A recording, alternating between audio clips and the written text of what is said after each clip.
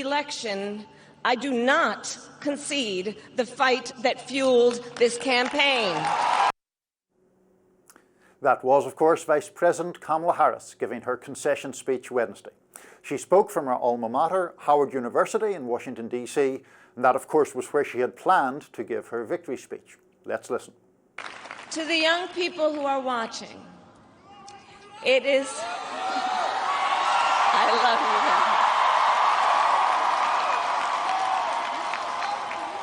you. To the young people who are watching, it is okay to feel sad and disappointed, but please know it's going to be okay. On the campaign, I would often say, when we fight, we win. But here's the thing. Sometimes the fight takes a while.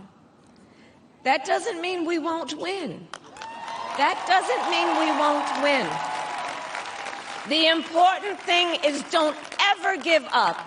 Don't ever give up. Don't ever stop trying to make the world a better place. You have power.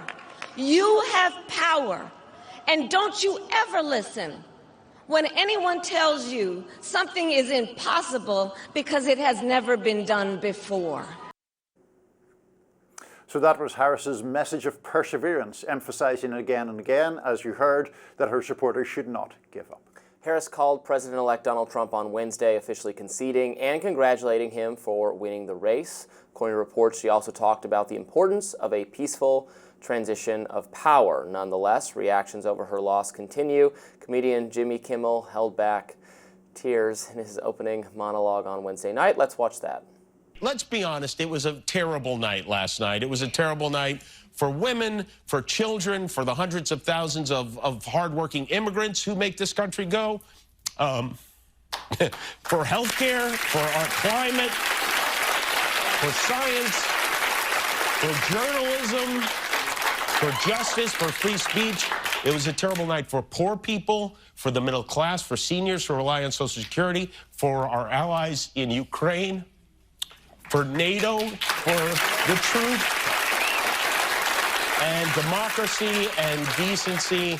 And it was a terrible night for everyone who voted against him. And guess what? It was a bad night for everyone who voted for him, too. You just don't realize it yet. Jimmy Fallon, also host of a late-night talk show, weighed in as well. Take a look. Democrats, today they turned to Elon Musk like, so tell me more about living on Mars. How close are we? Yet the election wasn't really close. It was a big night for Donald Trump and a bigger night for Don Julio.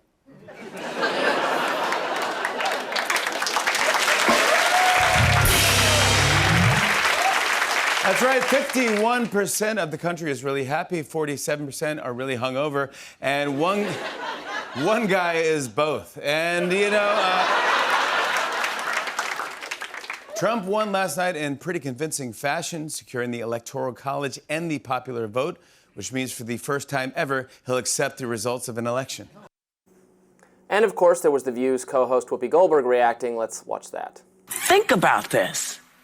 She did this in 2 months. Yeah, no. She did this in 2 months. She left it all on the field. You know, yes, she look, did.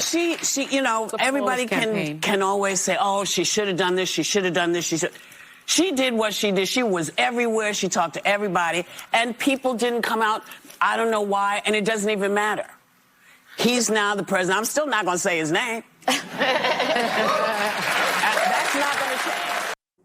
So, look, it's a tough job to have to go up there after, you know, losing a close election, losing a not-so-close election, as this ended up being not so close, but still, I'm sure, devastating for her to lose, just as it was devastating to Trump last time, and it was devastating to Hillary Clinton. It was really devastating for Hillary Clinton because she actually absolutely expected to win, whereas I think Kamala Harris knew this was going to be a coin flip. I think she spoke very gracefully, graciously. It was a nice speech. It wasn't too long, which is nice because we're all very tired by 5 o'clock yesterday. And it was good on her to concede and call Donald Trump. Obviously, I make no excuses for the way he behaved when he lost last time. That was awful. So good on her for conceding gracefully and saying that there should be a transfer of power, and that was the right thing to do. Yeah, and I think that's right, and fair play to you for saying so. The issue here, I think, before we get into the politics of it, on just a human level, if you lose a presidential election, that's typically the defining event of your life, right? When the obituary is written, that's the first paragraph. Normally, unless you do the very rare thing that Trump did, which is lose one and then come back. Very rare thing in that we have to go back to Grover Cleveland. Good old Grover. Not a good day for Grover in the history books, because he is now less. I'm actually a big Grover Cleveland fan. We won't get into that today, but I rather like his politics. You radar, pro Grover Cleveland radar, maybe. So look, on that human level, I thought she did a good job. I thought it was a perfectly fine point to make, to say that she concedes the election, but she doesn't concede the facts. Sure. Half a century ago, Ted Kennedy lost a primary to Jimmy Carter and talked about this speech, "The dream will never die," and talking about keeping true to one's values. I thought all that was fair enough, and I think it was right that Kamala Harris did emphasize the bedrock importance to democracy of acknowledging defeat if you're defeated, which Donald Trump did not do last time around. Right.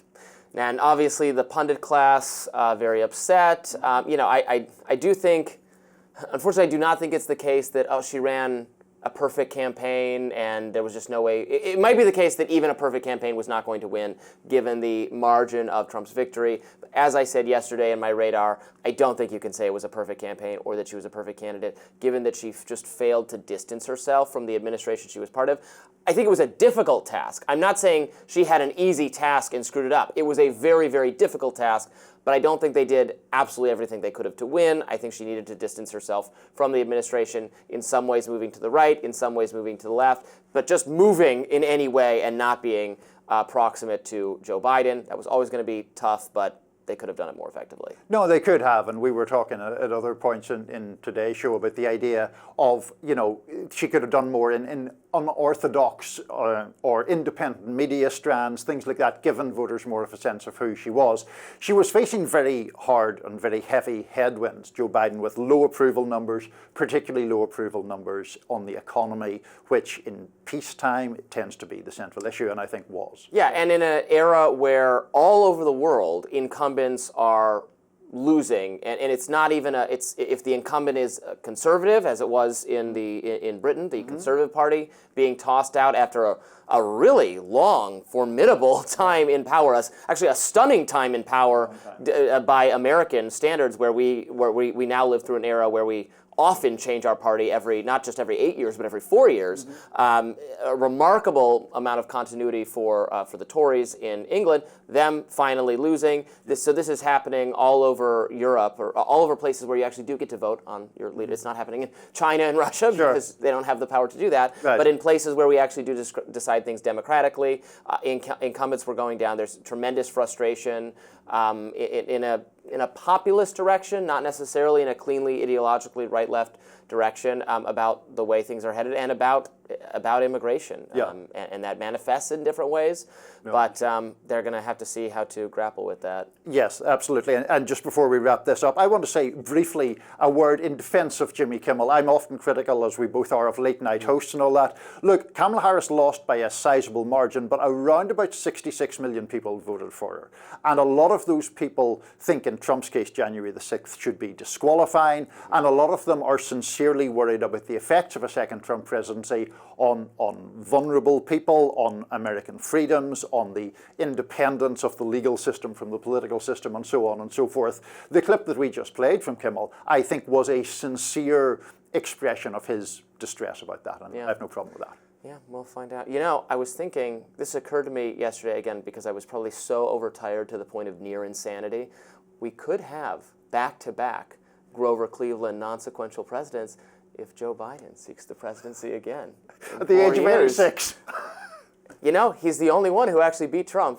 Say what you will. He's done twice. He's done what two other nominees have failed to do. Joe Biden 2028? I don't know. We'll see about that. Lots more to get into today, including an interview with Abraham Enriquez, a conservative strategist, about how Trump successfully courted Latino male voters. Stick around.